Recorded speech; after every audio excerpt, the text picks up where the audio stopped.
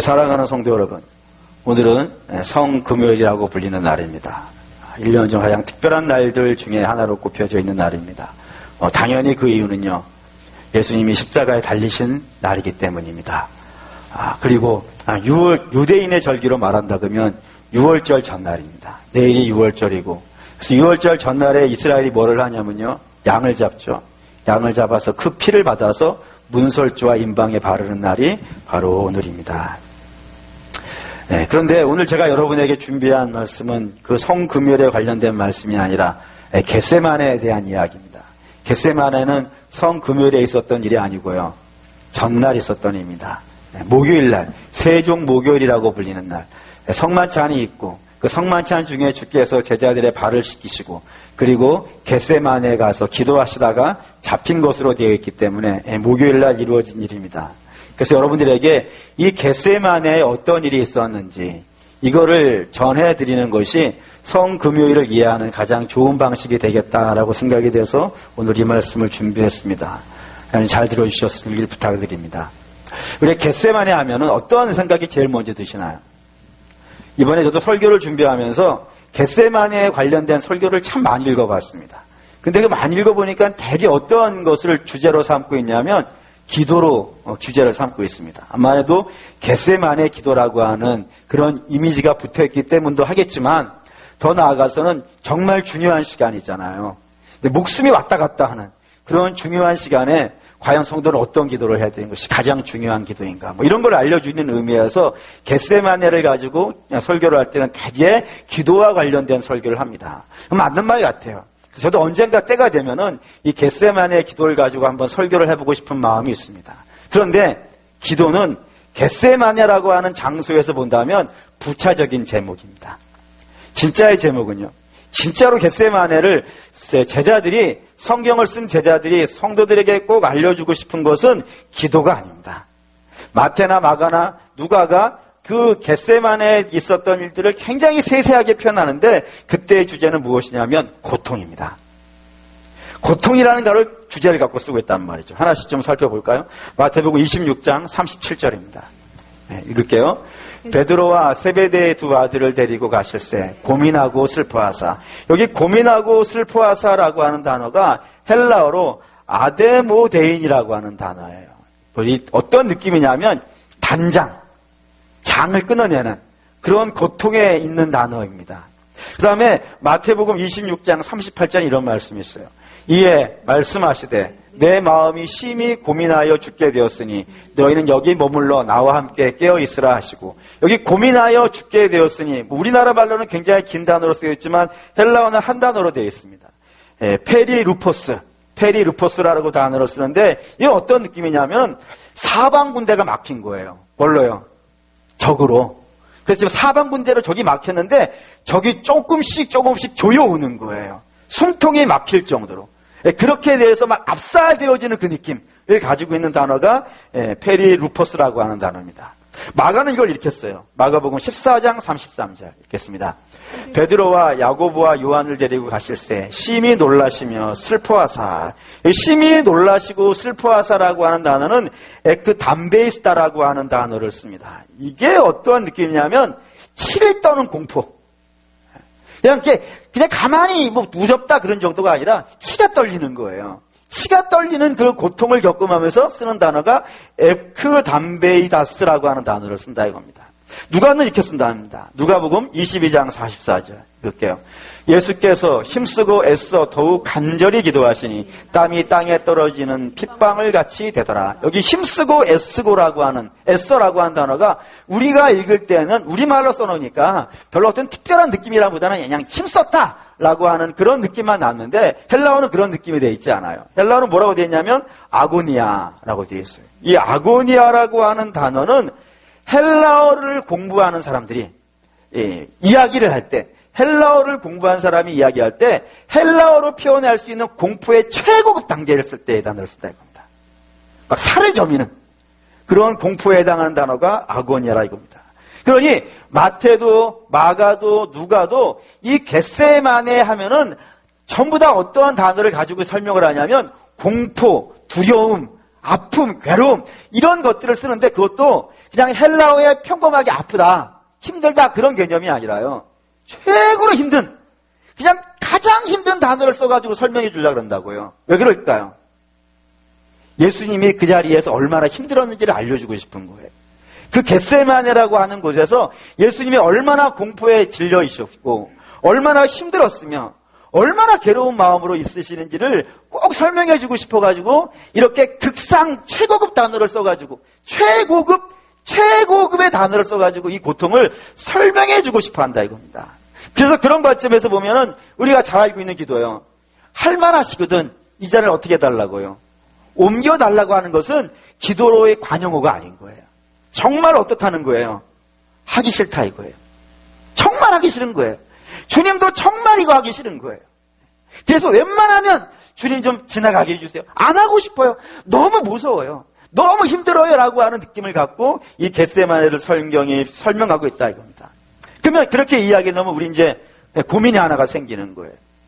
우리 주님이 그렇다니.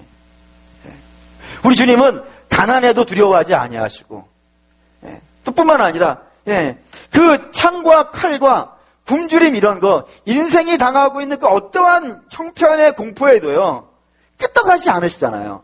누가 예수님께 와서 협박한다고 해가지고 거기에 굴복하신 적이 있는 것도 아니고 누가 가서 예수님을 막 물어뜯고 그런다 그래가지고 거기에다가요 분내시는 분도 아니잖아요. 근데 그 항상 당당하고 항상 늠름하고 항상 대단했던 우러러봤을 때 하나도 걱정이 없을 것 같은 그 주님이 겟세마네에서는 치를 떨면서 공포에 질려 하시더라는 겁니다. 그럼 우리 당연히 질문이 되는 거예요. 왜 그럴까? 왜 그 자리가 그렇게 주님의 공포의 자리가 되어지고 그렇게 슬픔의 자리가 되어졌을까? 성경은 이걸 네 가지로 설명한다 이겁니다. 네 가지로 설명하는데 그 첫 번째는 무엇이냐면 당신이 담당해야 될 죄의 무게감 때문에 그렇다 이겁니다. 이게 이런 의미입니다. 여러분 한번 이런 생각해 보신 적이 있으신가 모르겠어요. 첫사람 아담이 지었던 선악과를 따먹는 죄는 큰 죄일까요? 작은 죄일까요? 이거를 크다 작다라고 하는 건 그것만 가지고는 설명하기가 참 애매하죠. 그럼 한번 비교를 해볼게요. 우리가 짓는 죄하고 아담이 범했던 죄하고 한번 같이 비교해 보세요. 어느 게 더 크고 어느 게 작은 죄 같으세요? 아담이 지은 죄는 뭐죠? 선악과를 따먹는 거. 하나님의 말씀을 어기고 선악과를 따먹는 거예요. 여러분 그거하고 우리가 매일 짓는 죄를 한번 비교해 보시라니까요. 어디가 더 커 보여요? 아담은 하나님의 말씀을 어기고 선악과 하나 따먹은 거예요. 우리는요. 하나님 말씀 어기는 게요. 한두 가지가 아니죠. 그렇지 않습니까? 한두 가지가 아니죠. 우리는 선악과 정도를 따먹는 것이 아니라 아예 통째로 에덴을 훔칠 때가요. 더 많은 사람이라고요. 그러니 아담이 지은 죄는 지금 우리가 짓는 죄에 비교한다면요. 정말로 작은 죄란 말이에요. 정말로 작은 죄예요. 그런데 성경은 그걸 어떻게 다루고 있는 거예요? 큰 죄로 다루고 있다니까요. 왜 그렇죠? 우리 주님은 아무리 작은 죄라고 하더라도요. 그게 용납이 안 되는 거예요. 먼지 같은 죄, 눈에 보이지도 않는 죄, 현미경을 들여다대고 100만 배를 키워가지고 봐야 될 정도로 작은 죄, 그런 죄도요. 용납이 안 되는 거예요. 왜요? 거룩한 분이고 빛 되신 분이고 어둠이 조금도 함께 있지 못하는 분이기 때문에 그렇다 이겁니다. 그래서 그 작은 죄를 지은 아담도 내보내실 수밖에 없는 그런 분이 우리 주님이라 이겁니다. 그만큼 죄를 미워하고요. 그만큼 죄를 싫어하시는 분이라고요. 그럼 예수님은 누구죠? 예수님도 하나님이시잖아요. 그럼 예수님은 하나님하고 다르겠습니까? 성부 하나님하고 다르겠습니까? 성부 하나님은 죄가 조금도 없고 성자 하나님은 죄가 조금은 있었겠습니까? 아니죠. 성자 하나님도 죄가요. 눈곱만큼도 100만 배 현미경으로 억만 배를 키워봐도 조금 더 드러날 만한 죄가 단 하나도 없는 분이 우리 주 예수 그리스도인 줄 믿습니다. 그러면 그분도 당연히 죄를 싫어하겠죠. 그 죄를 되게 싫어하실 거예요. 그 죄를 싫어하는 게 정말로 싫어할 거예요. 마치 이런 느낌이 듭니다. 여러분 이 새 운동화 신어보신 적 있죠? 여러분 새 운동화 신고 나가는 것이 두려워요? 아니면 헌 운동화 신고 나가는 게 두렵습니까? 새 운동화 묻어야죠, 당연히. 새 운동화는 지나가다가 조금만 뭐가 묻어도요, 가슴이 아프지 않습니까? 눈물이 나지 않습니까? 헌 운동화는요, 누가 봐서 밟아도 뭐 신경 쓰지, 발만 안 아프면요, 별로 신경 안 쓰는 거라고요. 그러니까 깨끗하면 깨끗할수록, 거룩하면 거룩할수록 작은 죄 하나가도요, 괴로운 법이라니까요. 그러니까 우리 주님 한번 입장에 생각해 보세요. 우리 주님은 죄를 경험해 보신 적이 없는 분이란 말이에요. 아무리 작은 죄도 경험해 보시지 않은 완전히 깨끗하신 분이라 이거예요. 근데 그분이 지금 죄를 경험해야 되는 거예요. 그것도 옆에 살짝 스치는 것만 해도 괴로울 판인데 얼마만큼의 죄인 거예요. 오고 가는 모든 세대, 그 오고 가는 모든 세대가 가지고 있는 짐을요, 죄의 짐을 당신 혼자서 죄에 대해서 무능한 분이라고요. 다른 것에는 전능한 분이지만 죄 짓는 것은 무능하고 죄에 대해서는 한 번도 경험해보지 않으신 분이 그 몽땅 다 죄를 진다면요, 그 죄의 무게는 어마어마한 무게가 되는 거예요. 우리가 상상할 수도 없을 만큼. 우리는 죄에 익숙한 백성이니까 그 죄가 얼마나 큰 죄인지를 모르지만 그 죄를 한 번도 경험해보시지 않은 분의 입장에서는 당신 어깨에 올라가 있는 그 죄는요, 눈꼽만큼의 죄도 괴로운 분이시니까요. 근데 그 세상 모든 죄를 뒤집어졌다면은 그 죄의 공포는 엄청날 거예요. 그 공포감 때문에 주께서 괴로워하시는 거라 이겁니다. 두 번째는 하나님의 진노를요, 당신의 몸으로 직접 받아야 되기 때문입니다. 이걸 좀 잘 이해해 보시죠. 우리가 알고 있는 속담 중에 하룻강아지 범 무서운지 모른다는 말씀이, 이야기, 속담이 있죠. 하룻강아지가 왜 범을 무서워할지 몰라요. 모르니까 그런 겁니다. 알면은 그러지 못하죠. 이거 한 살밖에 안 살았으니까. 한 살밖에 안 살았으니까 범이 얼마나 무서운지를 모르기 때문입니다. 그래서 거기 가서 소리 지르고 그러는 거예요. 그래서 그런 속담도 있잖아요. 모르면요. 예, 모르니까 잘 모르는 말인데 무식하면 용감한 법입니다. 우리 주님도 그런 얘기 하신 거 아십니까? 무식하면 용감하다는 말을 우리 주님도 비슷하게 하신 적이 있어요. 한번 읽어보죠. 누가복음 23장 34절입니다. 읽을게요. 이에 예수께서 이르시되 아버지 저들을 사하여 주옵소서, 자기들이 하는 것을 알지 못하니이다 하시더니 그들이 그들의 옷을 나눠 제비 뽑을세. 예. 여기 이렇게 있죠. 주님께서 십자가에 달리셨어요. 그리고 맨 처음 하신 기도예요. 뭐라고 기도하시냐면 하나님 저들의 죄를 용서해 주십시오. 왜요? 몰라서 그렇습니다. 몰라서 그렇습니다. 저들이 알면 이렇게 안 할 텐데 저들이 몰라서 그렇습니다. 여러분 정말 예수님을 제대로 알았다 그러면 이렇게 할 수가 없어요. 왜냐하면 이것 때문에 그렇습니다. 마태복음 26장 53절에 이런 말씀이 있어요. 읽을게요. 너는 내가 내 아버지께 구하여 지금 12군단 더 되는 선사를 보내시게 할 수 없는 줄을 아느냐. 여기 주께서 잡히시려고, 겟세마네에서 잡히시려고 할 때 베드로가 칼을 들고 막 휘두르잖아요. 그때 베드로의 칼을 집어넣고 잠잠하게 시키시면서 하신 말씀이에요. 야, 내가 하늘에서 12군단을 불러올 수 있는 힘이 없어서 그런 줄 아냐라는 거예요. 여기 군단이라는 말을 옛날에는 영이라 그랬었는데요. 그 영인 어느 규모냐면은 로마의 군단의 규모예요. 그래서 한 영이라 그러면 얼마만큼의 군대를 한 영이라 그러냐면 보병 6,100명입니다. 근데 보병만 있는 게 아니에요. 기마병, 말과 그 말탄 자를 포함해서 몇 명이 들어가냐면 여기에 726대가 들어갑니다. 그러니까 전차가 726대고 보병이 6,100명이에요.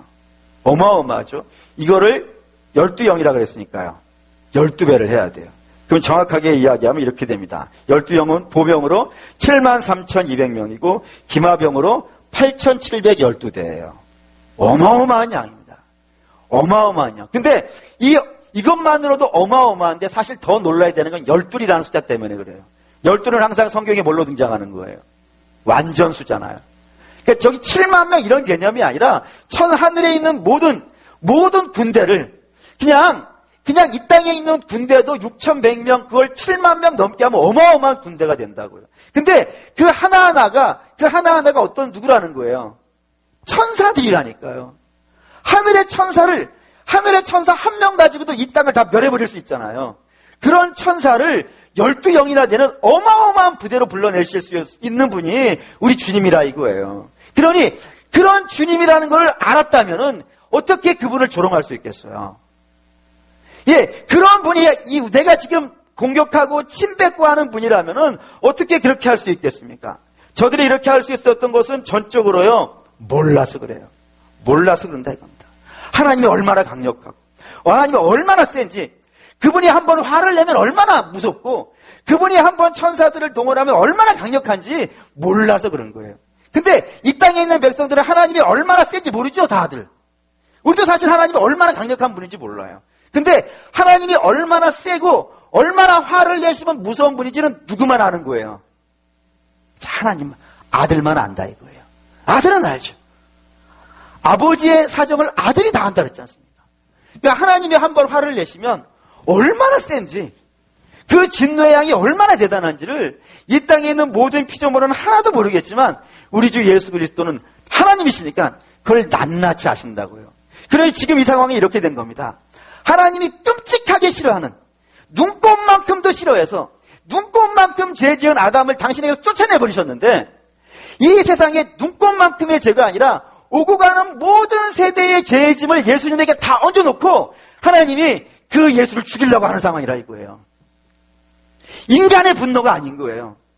그 하나님의 무서무시한 분노가, 그 죄에 대해서는 치를 떠시는 분이 그 세상의 모든 죄를 당신의 아들에게 다 올려놓고 그분을 죽이려고 화를 당기고 있는 거란 말입니다.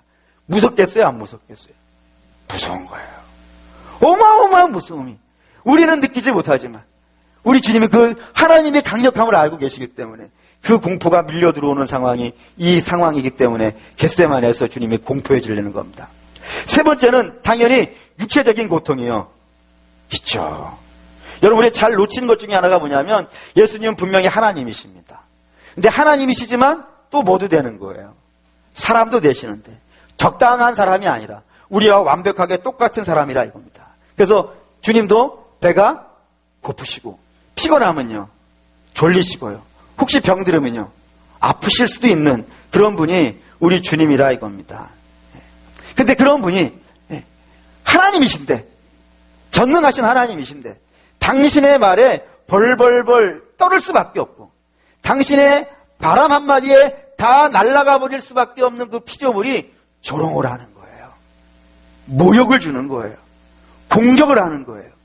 그러면 그 아픔이요 그대로 그의 피부에, 주님의 뼈에 그대로 꽂혀 들어간다 이겁니다. 특별히 우리가 오늘 관심 가져야 되는 건 십자가형입니다. 십자가형은 나무에 다는 겁니다. 근데 나무에 다는 것만을 십자가형이라고 하지는 않습니다. 그 전에 행하지는, 십자가에 달기 전에 행하지는 모든 처벌까지요 한꺼번에 다 모아가지고 십자가형이라는 통칭으로 부른다 이거예요. 그러니까 십자가형을 내리면은 반드시 그 앞에 하는 벌까지 다 포함시킨다 이겁니다. 그러면 십자가에 달기 전 그 앞에 뭐를 하냐면 채찍질이 있는 거예요. 그러니까 예수님이 채찍질 당하시는 장면이 성경에 등장하는데 그 채찍질을 포함하는 것이 십자가형이라 이겁니다. 근데 문제는 이 채찍질이 로마가 가지고 있는 채찍인데 그 로마가 가지고 있는 채찍은 그냥 가죽으로 되어 있는 채찍이 아니고 그 끝에요 동물의 뼈를 묻는다 이거예요.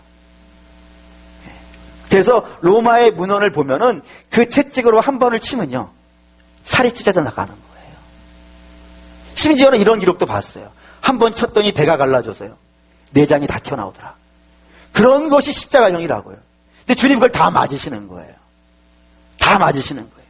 그래서 십자가에 달리실 때 예수님의 상태는요 그 패션 오브 크라이스트라는 영화에서 머리끝에서 발끝까지 피범벅이 되어져 있는 것이 거의 정설입니다. 예수님 아마 그렇게 달리셨을 거예요. 근데 더 심각한 거는 그 십자가에 달려있는 모습입니다. 여러분이 한번 십자가 예수님이 달려져 있는 그림 보면 공통적으로 어떻게 달려져 있냐면 사람이 빳빳하게 다 펴서 달려있는 경우는 없어요. 다 어떻게 되어 있어요? 꾸부정한 자세로 되어져 있어요. 그게 왜 꾸부정하게 되어져 있냐면 이유가 있다 이겁니다. 그게 왜 그러냐면 숨을 못 쉬게 하기 위해서요. 그래서 사람이 숨을 쉬려면은 가슴에 횡격막이 열리면서 폐가 벌어졌다가 폐가 줄어들었다가 하는 이 작용을 하면서 숨이 들어간단 말이에요. 근데 꾸부정하게 해놓으면은 이게 벌어지질 않는데요. 그러니까 숨을 쉬려고 가슴을 들면요 다리가 당기고 숨을 내쉬려고 밑으로 내리면요 팔이 당기는 거예요. 그래서 이러지도 저러지도 못하는 상황을 만들어 놓은 겁니다. 그래서 십자가형은 뭘로 죽는 사인이 뭐냐? 사인이 뭐냐면 피를 많이 흘린 과다출혈이 아니고요 질식사예요. 근데 어떻게 질식시키는 것 같으세요? 그냥 목짝 잡고 꽉 눌러버리면요. 몇 초 내에 끝나는 것이지만 이거는요. 6시간이에요. 그러니까 서서히 그냥 서서히 숨을 쪼르는 거예요. 그 얼마나 고통스럽겠어요. 그러니까 이 십자가형이 인류가 개발한 가장 잔혹한 병이 처형법이라고 되어져 있습니다. 그래서 로마는 황제를 시해하려고 하는 사람에게도 로마 사람이라면 이 벌을 내리지 않습니다. 얼마나 잔혹한 벌이면 내리지 않겠습니까? 근데 예수님은 그 벌을 받고 있는 거예요. 하나님의 마음은 갖고 있지만 인간의 육신을 가지고 있으니 그 몸과 마음이요 얼마나 무너져가고 참기 힘든 고통이 그분 안에 보이는 거지 않겠습니까?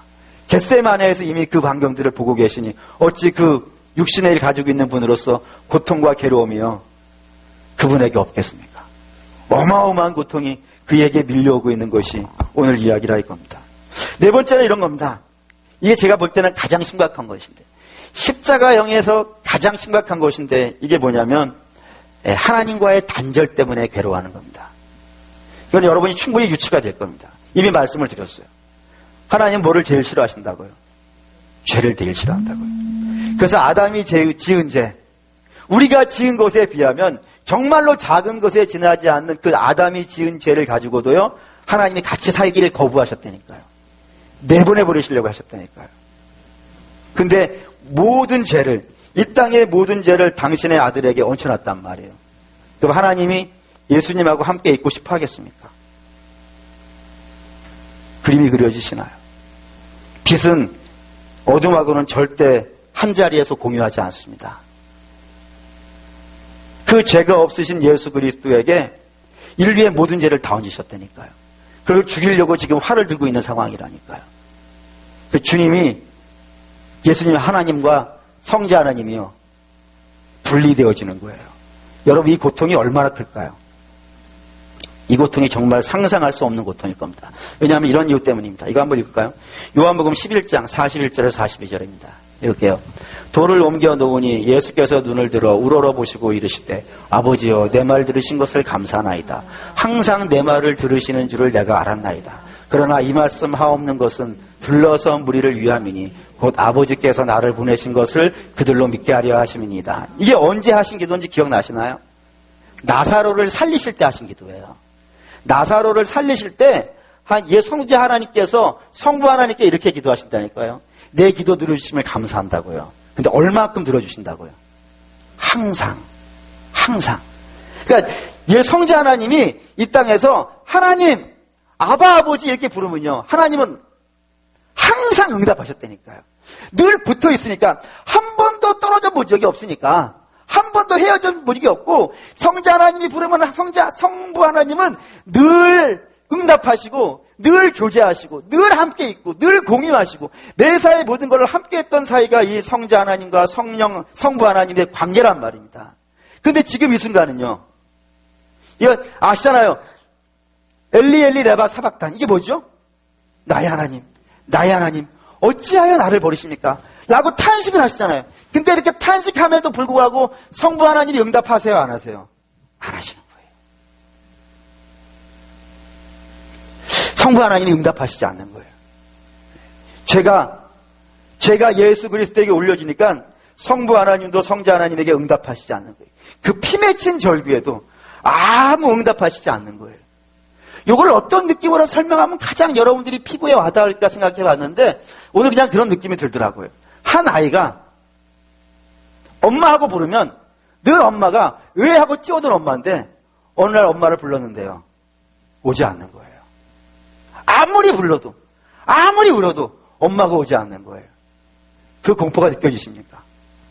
그때 배고프다고 그게 걱정이 되겠습니까? 넘어져가지고 피가 났다고 그것 때문에 걱정이 되겠습니까? 내가 부르는 엄마가 안 오는데요.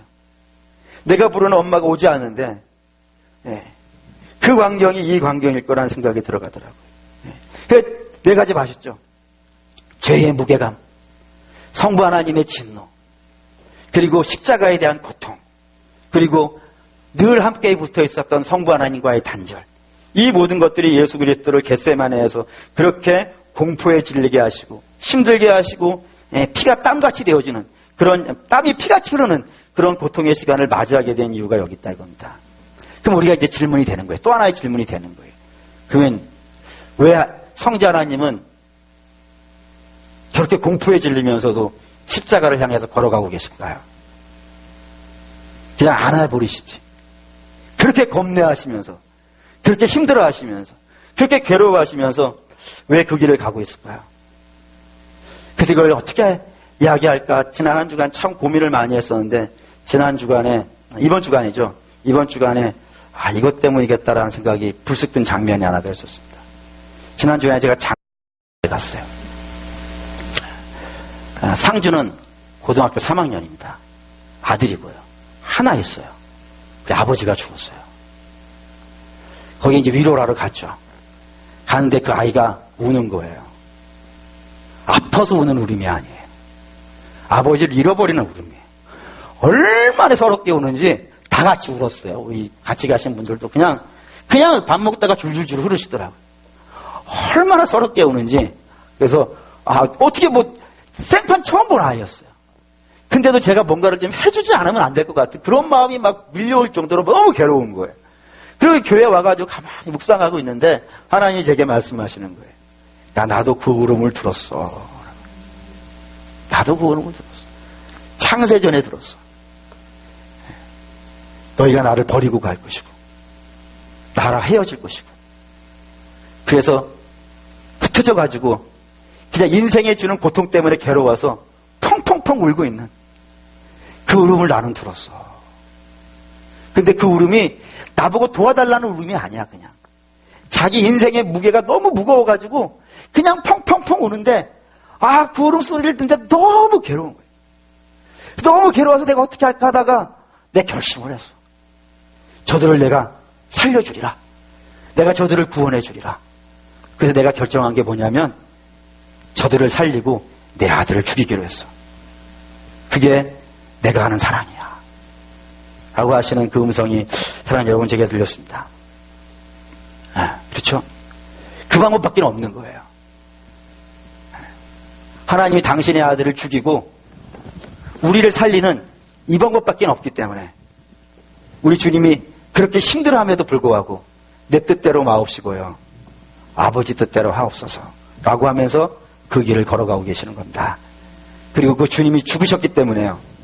그 보혈이 우리에게 묻어졌기 때문에요. 우리는 오늘 하나님을 아버지라고 부를 수 있고 하나님과 화평을 누릴 수 있게 되어졌고요. 하나님과 즐거움을 누릴 수 있는 상황이 되어져 있다 이겁니다. 사랑하는 여러분, 그래서 사도 바울이 그렇게 외쳐요. 그 주님의 사랑에 얼마나 높은지, 그 주님의 사랑이 얼마나 깊은지, 그 주님의 사랑이 얼마나 넓은지, 그 하나님의 사랑이 얼마나 길이가 넓은지 좀 알았으면 좋겠다. 저도 여러분에게 그런 말씀을 드립니다. 우리는 하나님께 도와달라고 부탁한 적이 없어요. 하나님 우리 좀 살려주십시오라고 부탁한 적도 없어요. 우리 태어나기 전에 우리 주님께서 십자가에 죽으시면서 우리를 이 자리로 불러주신 줄 믿습니다. 그 사랑을 오늘 여기 성찬으로 여러분이 만날 겁니다. 이 성찬에 흘려져 있는 떡은요, 그냥 우리가 맨날 먹는 그 떡이 아닙니다. 우리가 마시는 이 잔도요, 맨날 우리가 마시는 그 잔이 아닙니다. 이 잔은 우리의 죄를 씻기 위해서 당신의 아들을 찔러서 피를 뽑아내신 그 하나님의 사랑이고, 우리가 먹는 이 떡은 주께서 우리에게 새 생명을 주시기 위해서 당신의 아들을 죽인 살입니다. 그거를 우리가 이렇게 한 자리에 모여서 먹을 수 있는, 그 주님을 기억할 수 있고 다시 주님 앞에 주여 우리의 죄를 용서해 주십시오, 다시 고쳐주십시오 라고 할 수 있는 것은 놀라운 복을 누렸기 때문에 우리가 할 수 있는 것입니다. 그런 마음을 가지고 오늘 성찬을 좀 받도록 하겠습니다.